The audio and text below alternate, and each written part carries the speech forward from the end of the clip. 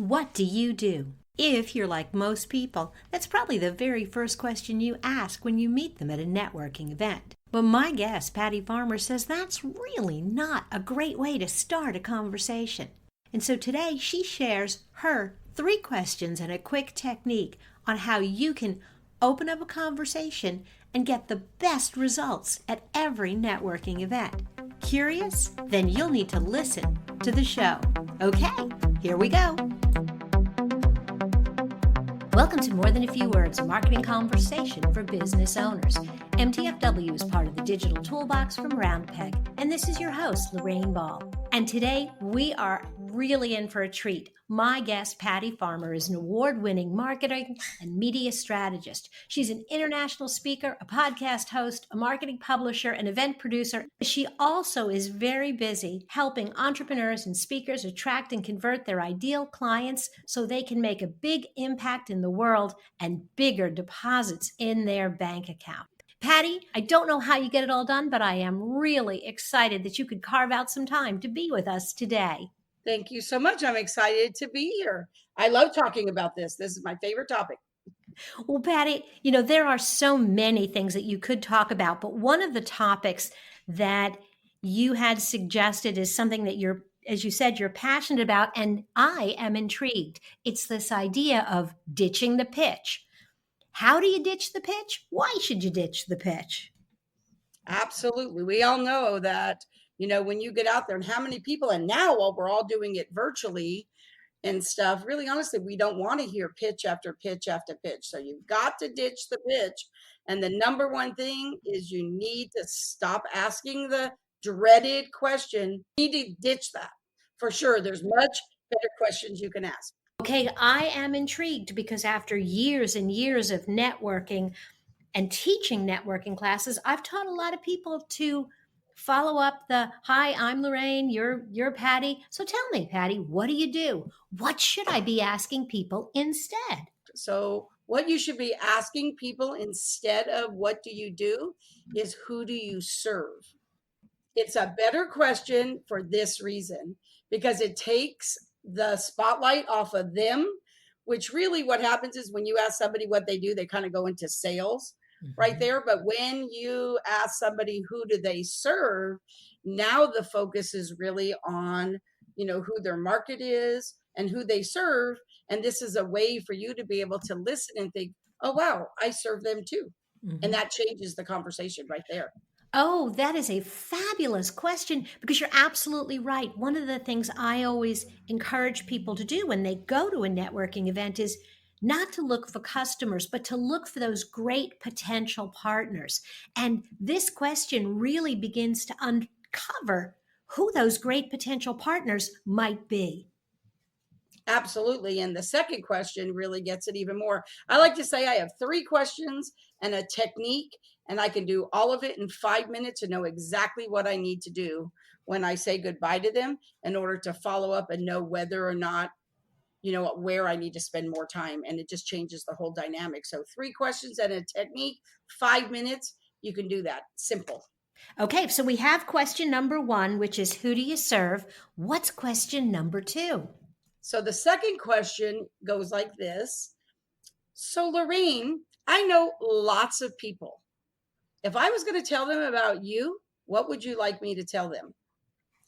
And the reason why that question is so good is because now they're not telling you fluff anymore. Now they're going to get to the heart of the matter, and they're going to tell you the value that they bring to the marketplace, right? Because you just said, what do you want me to tell people about you? So now that's what they're going to share. So when you think about that, you now know who they serve and you know the value they bring to the marketplace. And we're halfway there. That is a great second question. And again, it sort of prevents them from telling you, well, I grew up on a farm in Oklahoma and my first job was splitting wood. Exactly. Once you decide sometime in the future that you really want to build a relationship with them, because we all know the revenue's in the relationship, but until you actually get there, it doesn't matter yet. We're going to get there. You just don't need to be there quite yet. Absolutely. Okay, we've got questions 1 and 2. Now what's question 3. So question number 3 goes like this. So think of the 2 we've already asked. So the third question is, so Lorraine, what do you do that differentiates you from everybody else that does what you do? So now think about it. I know who you serve. I know the value you bring to the marketplace. And now I know something that you do that's different than probably the 10 other people I know that do what you do.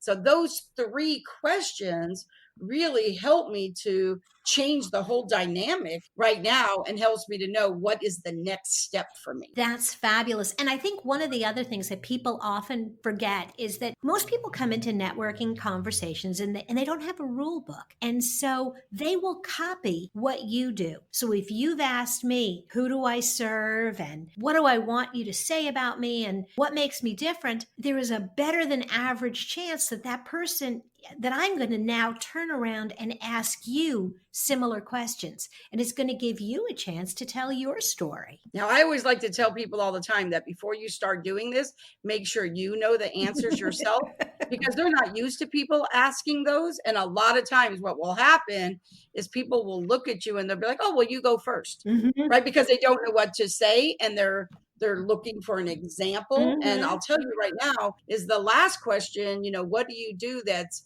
different than anybody else? One time this girl said to me, Patti, I'm a realtor. Right? She says, who doesn't know 10 or 100 realtors? And I said, well, I don't know. Let's talk about that.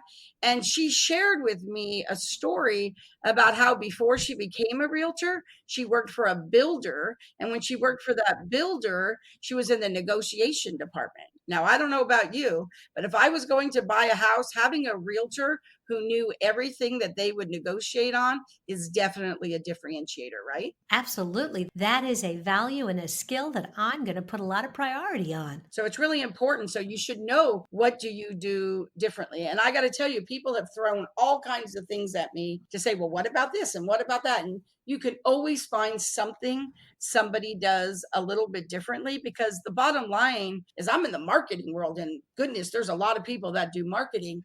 But the thing is, you're not trying to reinvent ice cream. You're just trying to have your own flavor. I love that analogy. I love the idea that it is a different flavor. And that also plays to this feeling that you're going to appeal to people who like chocolate, but not mint chip.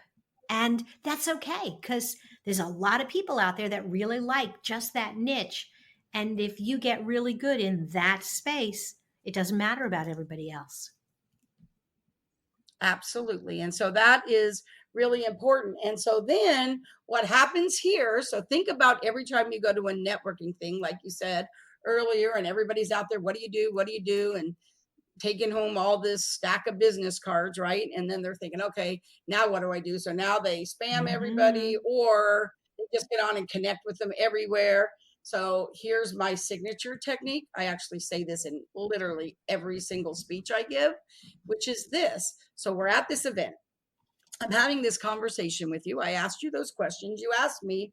We're having this conversation. And here's how I wrap up. So I wrap up like this. I say, so Lorraine, what's your favorite social media platform? Where do you like to hang out? Fabulous. And then you would tell me, oh, I'm on Facebook. Oh, I love Twitter. Oh, I'm on LinkedIn, whatever the case may be. And then here's the technique.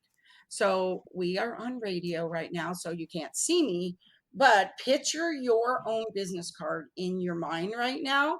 And I'm going to tell you how I do it, and you'll just have to change it for you. So in mine, on my business card, all that matters is what I know in my head. My top right corner is LinkedIn, and then it goes Twitter, and then it goes Facebook, and then it goes Instagram. So those are my 4 corners. All that matters is I know what my corners are, right? So then when I say to you, so what's your favorite social media platform? Where do you hang out? If you said Twitter, I would just bend the corner of your business card when you gave it to me of that legend that I follow. And then when I get home, it doesn't matter if I hang out on Facebook all the time, but you're on Twitter, doesn't matter. You only need to connect with them where they just tell you that they hang out. So think if you had that same stack of business cards, you had the answers to the questions, and all you had to do was look at that business card and see where the bent corner was and go, oh, these are the ones I connect with on LinkedIn because that's where they are.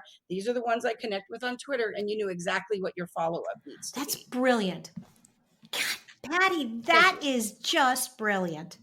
So in actuality, it took us 10 minutes for me to explain all the why. It literally, this whole thing from start to finish takes between 5 and 7 minutes. And now you can go talk to the next person, you know, just what your follow-up is at home. You've stood out from everybody else because you asked better questions. And then when you go connect with them to the place that they told you they hang out, they're going to think, wow, they really listened to me, right? Reference one of the things. And now you know exactly what to do moving forward. So now you really know, should you go have coffee? Because everybody always says, oh, it all happens at the coffee shop or virtual coffee. But here's my question. How many times have you ever met somebody for coffee and afterwards thought, that's 90 minutes of my life I'm never going to get back? Right? Everybody here is probably laughing because we know we have. But if you ask these 3 questions, do this follow-up technique, I'm going to guarantee you that you don't need to go have coffee with someone until when you get those answers, you know who should you have coffee with and who you should just be connected to on social media. And that's all you need to do. Great advice, which leads me to my last question, which is if people want to connect with you, where's the best place to find you? And then, of course, we'll have links to that and all of your profiles in the show notes, but best place to connect with and learn more about Patti Farmer. So the best place to connect with me would be on my website, which is pattifarmer.com, Patti's with the Y. So if they go to pattifarmer.com, all my social media platform is there. But in case anybody here is thinking, where do I hang out the most? I spend the most amount of my time on Twitter because 76.9% of my closed sales come from Twitter. Absolutely fantastic. Patti, thank you again. This has been marvelous. I am really going to encourage everyone who's listening, if you were intrigued by the things that Patti said, even if you're not sure, I'm going to encourage you to go check out her website. There is so much great information there. And be sure to check out her podcast, check out her social media. You're going to come away a lot happier. Patti, thanks again for being a part of the show. Thank you so much for having me. It was a pleasure. If you have enjoyed today's conversation, if you'd like to learn more about all topics relevant for business owners, be sure to check out our blog at roundpeg.biz. And look for More Than a Few Words wherever you listen to podcasts. Listen to 2. They're short. This has been another episode of More Than a Few Words. Thanks for listening.